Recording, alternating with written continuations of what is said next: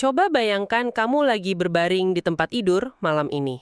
Hmm, Kamu lagi mencoba untuk tidur nyenyak, rileks, tapi anehnya, kamu memaksakan diri untuk terus memakai sebuah ransel di punggungmu.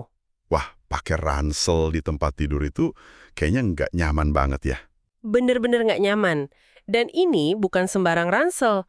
Ransel ini, basah kuyup, terus isinya penuh batu, dan kalau kita bongkar, isinya itu ternyata penyesalan masa lalu, kekhawatiran soal besok, dan ya, standar ketinggian yang dipaksakan orang lain ke kamu. Itu beban yang sangat berat buat dibawa tidur. Betul, kamu bawa ransel basah dan berat ini kemana-mana loh sepanjang hari, jadi nggak heran kalau kamu merasa kelelahan yang luar biasa banget malam ini. Iya, wajar banget kalau kamu merasa sangat capek. Nah, di sesi eksplorasi mendalam kita malam ini, kita bakal membedah tumpukan literatur psikologi, mulai dari acceptance and commitment therapy, terus studi kasus kepemimpinan, sampai riset sosial soal fenomena ikhlas di Indonesia. Betul sekali. Dan misi kita malam ini tuh simple tapi penting banget. Ya, kita mau menyingkap satu rahasia besar. Kenapa sih kamu merasa sangat kelelahan? Dan kenapa berhenti berusaha untuk mengontrol segalanya justru adalah langkah paling produktif yang bisa kamu lakuin sekarang? Pas banget. Malam ini kita bakal pelan-pelan menelaah kenapa membiarkan diri kita beristirahat, ya baik secara fisik maupun pikiran, itu sebenarnya adalah esensi dari pertumbuhan itu sendiri.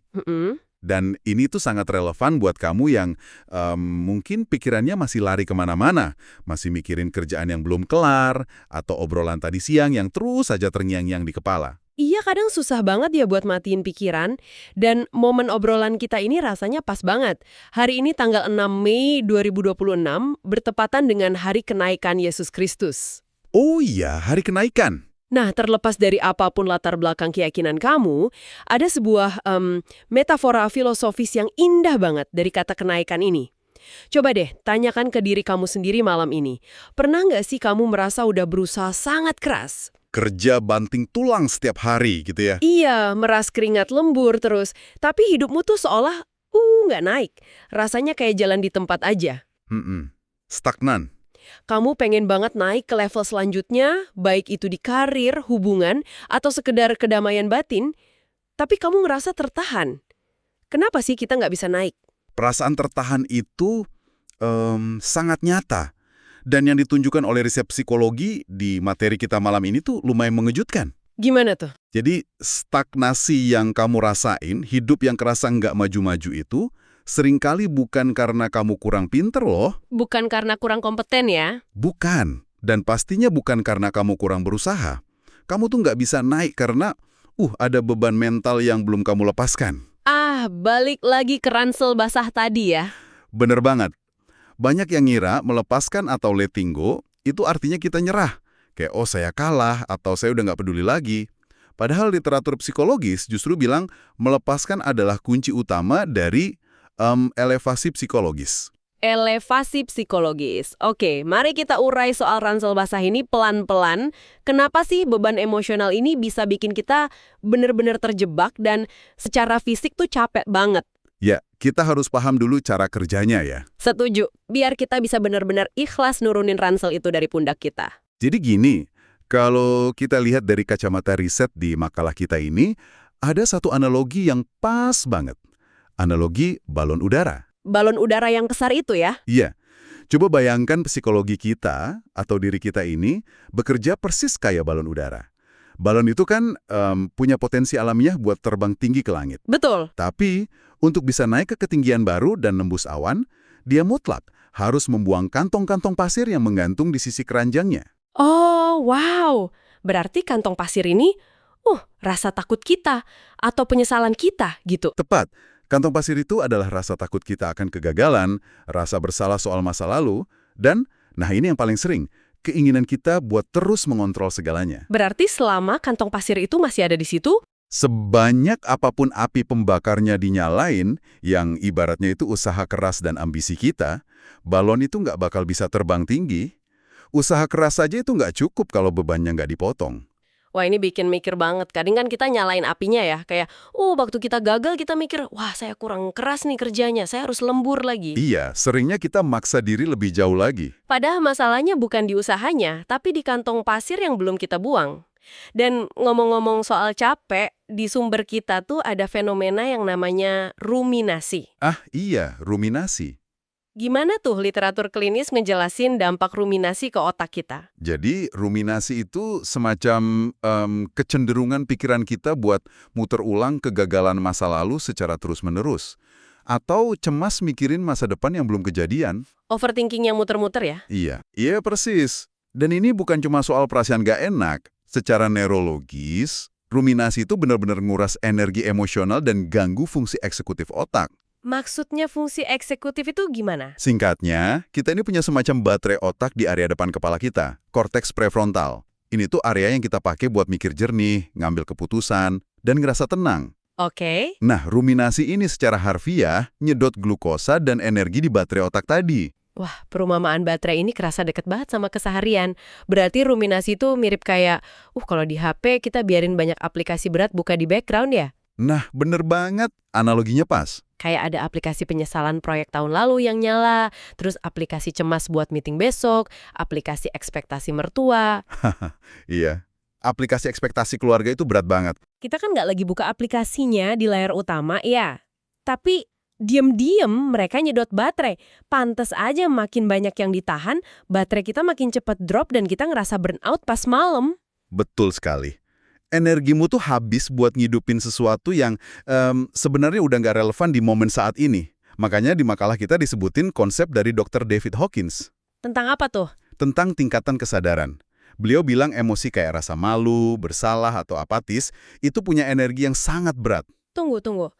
Energi yang berat, ini kok kedengerannya agak mistis atau sekedar aura-aura gitu ya? Oh enggak, ini sama sekali bukan mistis. Terus gimana literatur kita mengukur energi berat ini secara ilmiah? Pertanyaan bagus. Dr. Hawkins dan literatur psikologi menghubungkan berat ini sama beban kognitif dan sistem saraf kita. Jadi, emosi kayak rasa malu itu memicu respons freeze di sistem saraf kita. Respons membeku karena merasa terancam. Iya, detak jantung berubah, otot jadi tegang, dan otak kita tuh kayak bersiaga penuh buat nahan ancaman dari dalam diri sendiri. Jadi tubuh kita secara fisik tegang terus. Betul. Ketegangan fisiologis yang terus-menerus inilah yang bikin emosi itu kerasa sangat berat secara fisik. Dan solusinya, menurut Acceptance and Commitment Therapy atau ACT, adalah ngebangun yang namanya kelenturan batin. Kelenturan batin. Ini maksudnya kita harus selalu positif dan pura-pura nggak ada rasa takut gitu. Toxic positivity. Wah, justru sebaliknya. Kekakuan batin itu justru terjadi waktu kita mati-matian perang lawan perasaan buruk itu. Kita coba tekan atau malah kita biarin diri kita tenggelam di dalamnya. Nah, kelenturan batin itu kemampuan kita buat menyadari perasaan gak nyaman itu. Kita sadar, oh ya, saya lagi malu nih. Jantung saya lagi deg-degan. Tapi kita nggak ngebiarin emosi itu nyetir tindakan kita. Oh, oke. Kita biarin aja emosinya hadir. Nggak usah dihakimi. Nanti perlahan dia bakal berlalu sendiri. Jadi ini bukan soal menghapus emosi negatif, tapi mengubah cara kita berinteraksi sama emosi itu ya. Menarik banget. Tapi ini bikin saya mikir lagi. Mikir apa tuh? Ngomongin teori potong tali balon udara pas lagi santai begini sih gampang ya. Tapi di dunia nyata gimana? Gimana caranya orang sungguhan memotong beban emosional yang udah mengakar? Apalagi kalau itu kegagalan besar yang ngancurin harga diri. Nah, disinilah studi kasus di literatur kita jadi sangat aplikatif. Ada satu cerita luar biasa soal metafora batu bata. Batu bata? Ya, ini dari kisahnya mantan juara dunia UFC, Georges St-Pierre atau GSP. Oh, legenda MMA itu. Saya tahu, dia kan sempat ngalamin masa-masa kelam banget di tengah karirnya kan? Betul, tahun 2007 dia kalah telak dan itu sangat memalukan buat dia. Rasa malu dan egonya yang hancur itu berubah jadi obsesi berlebihan. Pasti latihannya jadi kacau ya? Hancur lebur. Dia bawa ransel basahnya ke arena latihan. Akhirnya, psikolog olahraganya ngasih satu intervensi. GSP disuruh medan batu bata sungguhan. Batu bata beneran? Buat apa? Dia diinstruksikan buat memvisualisasikan, mentransfer semua rasa malu, marah, dan takutnya ke dalam batu bata itu. Terus dia disuruh jalan ke sungai Oke, dan secara fisik melempar batu bata itu ke dasar sungai yang mengalir. tunggu. Melempar batu ke sungai, apa tindakan simbolis kayak gitu beneran punya efek medis ke otak? Atau itu cuma efek placebo aja biar dramatis? Ini ilmiah banget. Ini berhubungan sama apa yang disebut embodied cognition atau kognisi yang diwujudkan lewat tubuh. Otak manusia itu sangat sensitif sama tindakan fisik. Jadi tubuh ngasih sinyal ke otak. Betul. Dengan ngelakuin pelepasan secara fisik, GSP ngasih sinyal biologis ke sistem sarafnya kalau ancaman itu benar-benar udah dilepaskan dari tubuhnya. Lingkaran stresnya akhirnya tertutup. Wow. Setelah batunya tenggelam, dia bisa benar-benar merelakan masa lalunya dan fokus pakai baterai otaknya buat hari itu. Dan ya, dia balik jadi juara dunia lagi. Oke, buang batu ke sungai emang masuk akal buat meriset mental satu orang. Tapi, gimana kalau kita tarik ke skala yang lebih luas? Maksudnya? Gimana kalau kantong pasir yang harus dipotong itu melibatkan ribuan orang atau sesuatu yang udah bertahun-tahun kita bangun setengah mati? Nah, itu poin krusial. Literatur kita ngejawab ini lewat studi kasus Howard Schultz dari Starbucks pas lagi krisis finansial tahun 2008. Waktu itu Starbucks lagi goyah banget kan kondisinya? Sedang hancur. Buat nyelamatin perusahaannya, Schultz sadar dia harus melepaskan strategi ekspansi buta yang selama ini jadi kebanggaan perusahaannya. Dia juga harus merelakan jajaran kepemimpinan lama yang udah kayak keluarga. Wah, itu pasti berat banget. Sangat berat. Dia bahkan ngambil keputusan yang kedengarannya gila. Dia menutup lebih dari 7.000 toko secara bersamaan selama 1 hari penuh. Hah? Nutup 7.000 toko? Bukannya itu sama aja buang jutaan dolar cuma dalam sehari? Kenapa dia ngelakuin itu? Karena dia melepaskan keuntungan jangka pendek demi bertahan hidup buat jangka panjang. Dia nutup toko-toko itu cuma buat melatih ulang para baristanya cara bikin espresso yang benar. Wow, back to basic banget ya.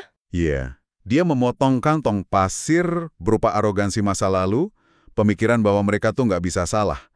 Secara personal, itu sangat menyakitkan dan banyak ditentang investor. Pastinya. Tapi tindakan melepaskan ego itulah yang justru nyiptain ruang kosong buat Starbucks bangkit lagi. Luar biasa. Jadi melepaskan itu justru esensi dari pembaruan ya. Tapi gini, kalau kita baca studi dari Barat, letting go ini kedengarannya sangat taktis ya. Sangat efisien demi produktivitas. Betul. Tapi kalau di lingkungan kita di Indonesia, kata yang paling sering disamain dengan letting go itu kan kata ikhlas. Dan sejujurnya nih, kita sering memandang ikhlas dengan sebelah mata. Gimana pandangannya biasanya? Iya, banyak yang salah paham kalau ikhlas itu artinya pasrah. Kayak kita ini lemah, ya udah terima nasib aja, kayak pihak yang kalah gitu loh. Kritikanmu itu mewakili salah paham yang sangat umum terjadi. Untungnya, riset sosial kita menyoroti perbedaan lintas budaya ini. Syukurlah. Di literatur barat, letting go emang sering jadi sekedar alat produktivitas, kayak Schultz yang lepas ego demi efisiensi. Tapi, studi sosiologi di Indonesia menemukan hal beda. Apa penemuannya? Ikhlas itu menyimpan kekuatan psikologis yang jauh melampaui kepasrahan. Ikhlas itu bukan berarti menyerah kalah. Terus riset mendefinisikannya gimana?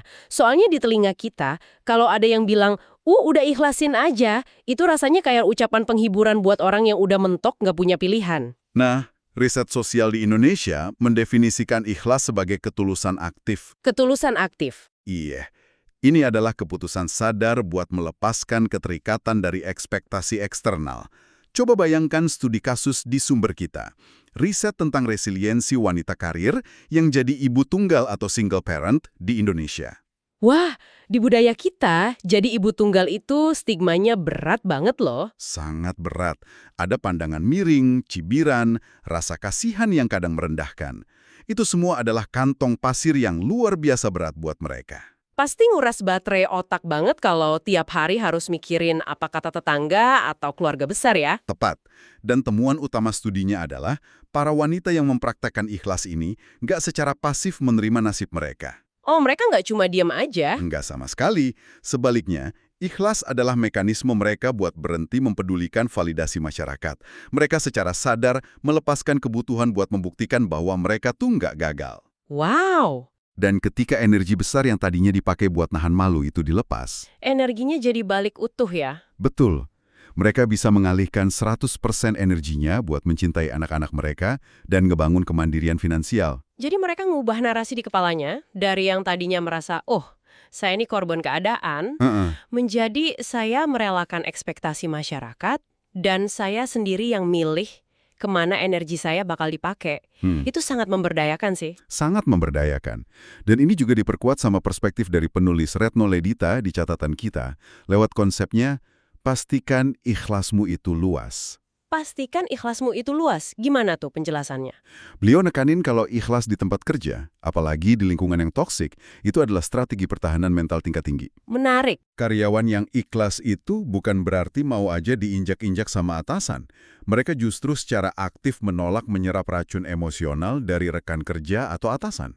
Karena egonya udah nggak haus pujian ya. Betul, ego mereka nggak butuh pujian palsu. Batin mereka jadi sangat lentur. Wah, ini benar-benar ngebalik pemahaman lama saya.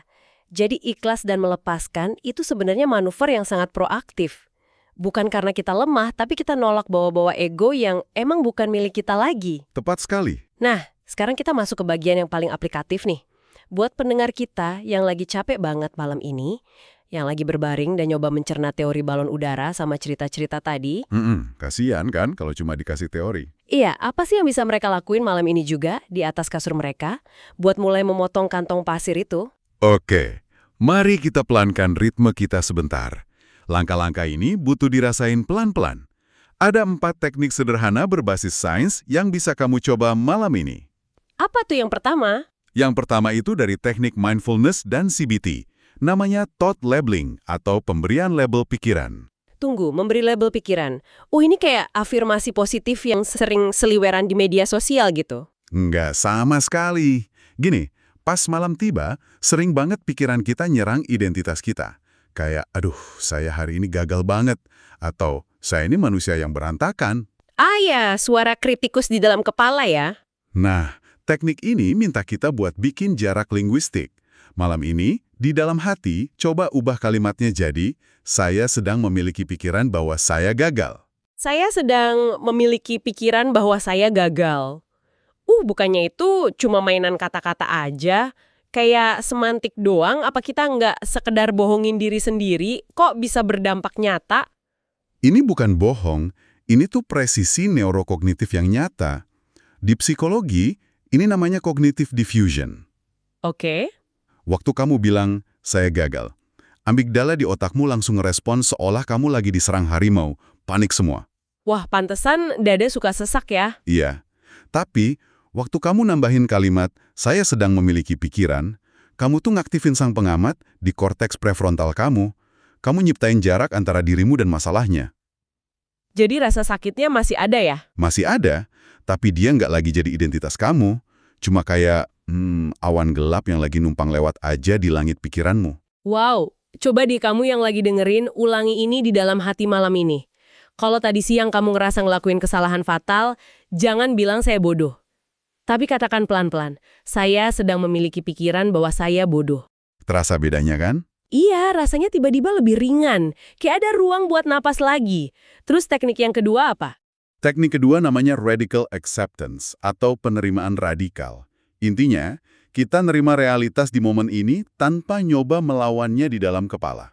Menerima tanpa melawan. Betul. Kalau malam ini ada memori atau situasi yang emang di luar kendalimu, ucapkan kalimat ini pelan-pelan di dalam hati. Situasinya memang sedang seperti ini, dan saya tidak harus menyukainya untuk bisa melepaskannya. Situasinya memang sedang seperti ini, dan saya tidak harus menyukainya untuk bisa melepaskannya.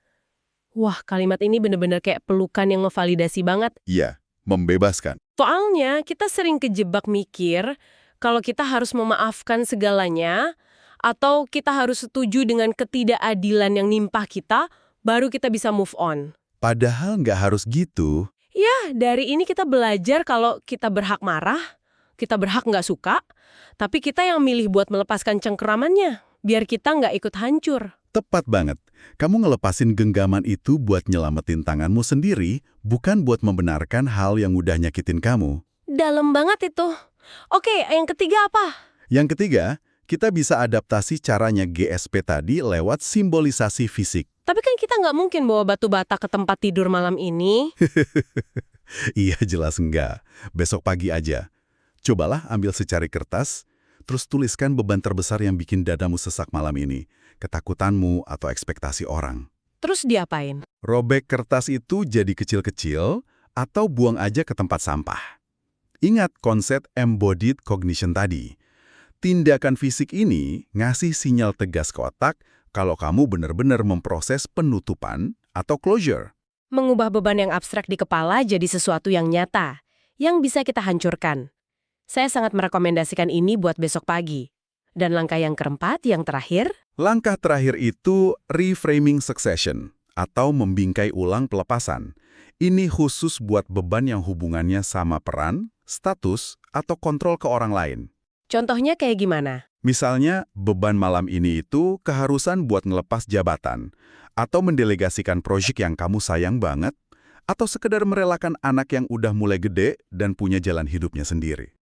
Transisi fase hidup ya. Iya, jangan lihat itu sebagai kehilangan eksistensi diri, tapi bingkai ulang itu sebagai penciptaan legacy atau warisan. Kendali menjadi saya sedang ngasih ruang. Tepat sekali. Keempat cara ini, thought labeling, radical acceptance, simbolisasi fisik, dan reframing, ini benar-benar kayak kotak P3K buat mental kita yang lagi capek. Setuju. Dan kalau kita simpulin semua literatur malam ini, benang merahnya jelas banget. Kenaikan hidup kita menuju versi diri yang lebih damai, itu nggak bakal terjadi kalau tangan kita terus mengepal kaku. Kalau kita terus nahan masa lalu ya. Betul, tangan yang terus mengepar nggak bisa menerima hal yang baru. Pada akhirnya, melepaskan itu adalah wujud keberanian yang paling anggun dan kelenturan batin yang paling tangguh. Dan buat kamu yang masih mendengarkan, di tengah keheningan malam ini, saya pengen nyampein satu hal buat kamu. Kamu udah kerja sangat keras hari ini. Sangat keras. Apresiasi dirimu sendiri. Kamu mungkin capek karena tiap hari merasa belum cukup, merasa jalannya kurang cepat, merasa ada yang tertinggal. Tapi dari semua obrolan kita malam ini, ingat satu hal. Apa itu? Mungkin alasan kenapa kamu ngerasa jalan di tempat, itu bukan karena kamu kurang gigih, bukan karena apinya kurang nyala, tapi karena kamu bawa terlalu banyak batu bata di ranselmu. Betul. Beban ekspektasi orang, bayang-bayang masa lalu, cemas soal besok, itu semua udah kedaluarsa. Udah bukan milikmu lagi buat dibawa-bawa. Beban itu cuma ilusi yang nahan balon udaramu di tanah. Malam ini, kamu punya izin penuh dari dirimu sendiri buat motong tali kantong pasir itu. Kamu berhak buat merasa ringan. Semalaman ini kita udah ngobrol banyak ya tentang gimana ngelepasin beban itu penting banget buat kedamaian dirimu sendiri. Tapi, pas kamu memejamkan mata malam ini, saya mau ninggalin kamu dengan satu pikiran baru buat direnungkan. Silahkan direnungkan perlahan-pelan. Coba pikirin, gimana kalau melepaskan kendali atas sesuatu yang mati-matian kamu pertahankan selama ini sebenarnya adalah satu-satunya cara supaya orang-orang di sekitarmu, entah itu pasangan, tim kerja, atau anak-anakmu, akhirnya punya ruang buat bernapas dan tumbuh mandiri? Wow. Gimana kalau tindakan melepaskan ini bukan sekedar tentang ngebiarin dirimu sendiri terbang, tapi tentang kerelaanmu buat minggir sebentar, supaya orang yang kamu cintai akhirnya bisa belajar jalan pakai kaki mereka sendiri. Itu pertanyaan yang sangat indah untuk dibawa tidur. Malam ini, tarik napas sekali lagi yang panjang, lepaskan pelan-pelan, biarkan ransel basah yang berat itu tergeletak di lantai. Selamat beristirahat dan selamat malam.